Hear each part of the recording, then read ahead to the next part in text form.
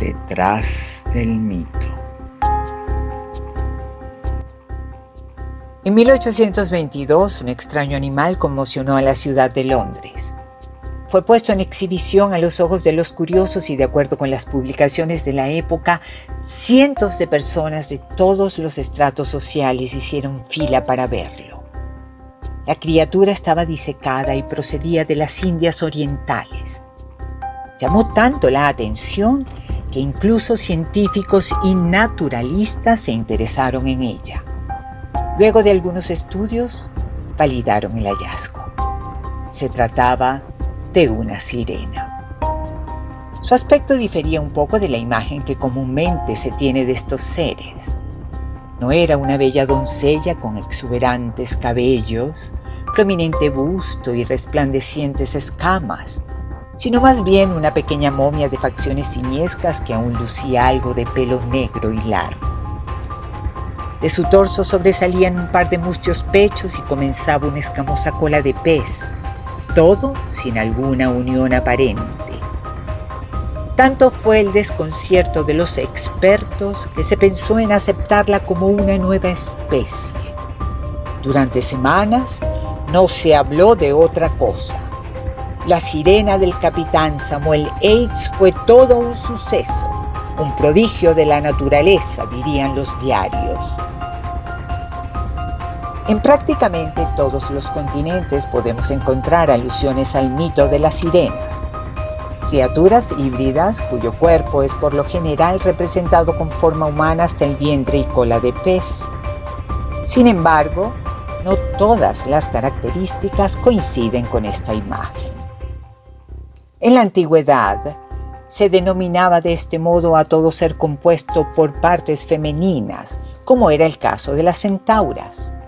A las sirenas clásicas, en la tradición greco-oriental, también se las presenta como seres híbridos: la cabeza de mujer, el cuerpo revestido de plumas y patas de pájaro. Estas monstruosas ninfas de deliciosa voz, mencionadas por Homero en su Odisea y derrotadas por Orfeo cuando intentaron hechizar a los argonautas, cambiarían radicalmente al perder su plumaje y sumergirse en las profundidades del mar. La causa de esta mutación es rescatada en el Diccionario de Mitos de Carlos García Gual. Tras una disputa entre musas y sirenas, estas últimas serían desplumadas y arrojadas al océano. Otra razón la ofrece el historiador y ensayista alemán Erwin Panofsky, retomando las figuras femeninas del imaginario celta relacionadas con el agua.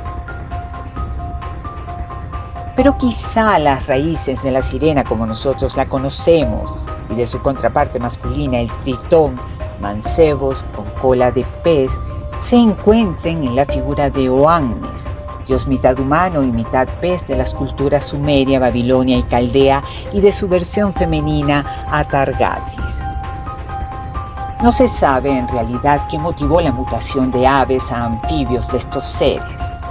Algunos autores coinciden en que a partir de la aparición del libro sobre los diversos géneros de monstruos, escrito en el siglo VI después de Cristo, las sirenas adoptaron la forma que actualmente vemos, perdiéndose en la memoria las terribles mujeres pájaro.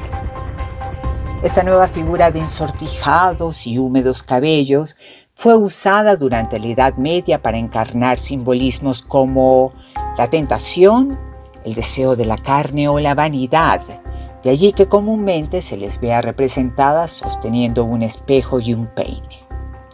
Eran vistas como seres siniestros y carentes de alma, cuya enigmática voz hechiza al hombre y lo arrastra hasta las profundidades de los sentimientos, de las emociones, como expresa J.C. Cooper en su libro Cuentos de Hadas. Se trata de una representación de la sexualidad y la feminidad que, según las ideas religiosas del medioevo, solo conducían al pecado y a la muerte. El experto en mitología, Juan Eduardo Cirlot, ahonda en el tema y las concibe como símbolos de las tentaciones en el camino de la vida que impiden la evolución del espíritu reteniéndolo en la muerte prematura. Por su parte, Nadia Julien, en su Enciclopedia de los Mitos, simpatiza con esta idea y las llama la mujer fatal, seductoras pérfidas que acarrearán a quien las siga a la muerte física o espiritual. Como vemos, el cambio no solo fue en su forma, también su función en el imaginario mítico se vería modificada.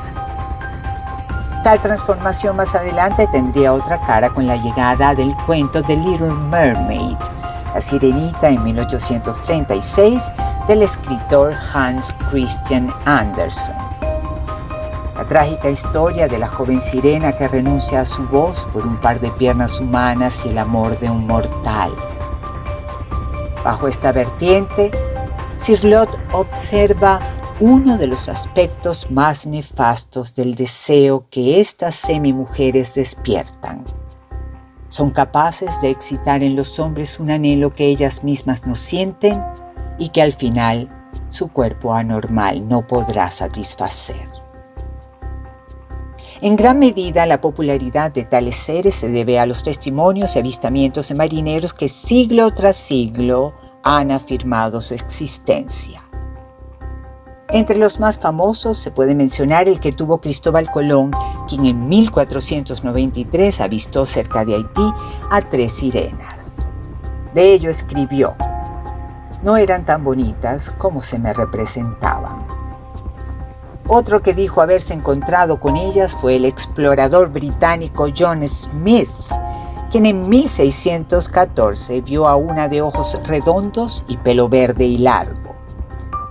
Con la gran cantidad de ejemplos que se manejaban, no era de sorprender que algún otro afortunado, como el viejo capitán Yates, diera por fin con uno de estos fantásticos seres a principios del siglo XIX. Pero como dicta la leyenda, escuchar su canto siempre trae la desgracia. Aunque parecía que todo iba viento en popa, a Yates poco le duró el gusto. Su sirena, como era de esperarse, resultó ser falsa. Desde hace más de 400 años en las Indias y otras regiones se elaboran sirenas empleando la cabeza y el torso de simios cosidos a una cola de pez. La magnífica adquisición de Yates era una de ellas, aunque él no lo sabía. El engaño se descubrió pronto y el capitán, tal y como lo narran las leyendas, caería en la miseria al quedar arruinado y con una deuda que cargaría por el resto de su vida.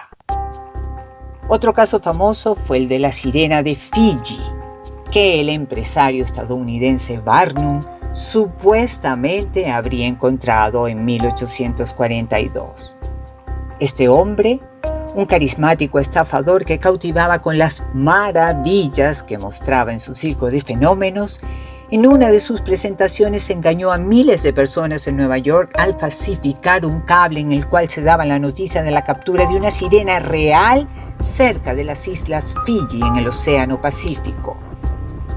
Para terminar el truco y atraer a la mayor cantidad de personas a su espectáculo, imprimió 10,000 volantes con fotos de hermosas niñas con colas de pez. Cuando se descubrió la farsa, en los periódicos se supo que Barnum había alquilado a su sirena en un museo.